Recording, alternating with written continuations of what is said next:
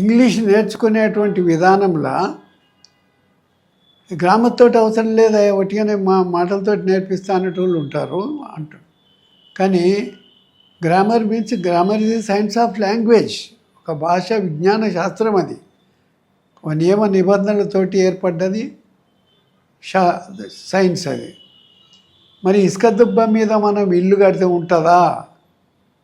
కొన్ని ప్రిపోజిషన్స్ కలిపి come in అంటే లోపల రా, గో అవుట్ అంటే బయటకు గో అని చెప్పడము, బిసైడ్స్ అనగానే అది కాకుండా ఇంకొకటి బిసైడ్ అంటే పక్కన, ఇవి ప్రిపోజిషన్స్ నిజమే, కానీ అది స్ట్రక్చరే తెలియదా. సబ్జెక్ట్ ఏంది, వెర్బ్ ఏంది, ఆబ్జెక్ట్ ఏంది, ఎన్ని రకాలు ఉంటాయి. ఇప్పుడు మనం సింపుల్, కాంపౌండ్, కాంప్లెక్స్ చేస్తున్నాం.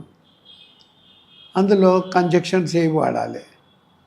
ఓన్లీ కంజక్షన్ కాంపౌండ్కే వాడతాం. మరి ప్రిపోజిషన్ కానీ యాడ్వర్బ్ కానీ కాంప్లెక్స్కు ముందు వాడతాం. మరి అట్లా వాడడము ఇది కరెక్ట్. అది as well as he is a doctor as well as an actor అన్నాడు.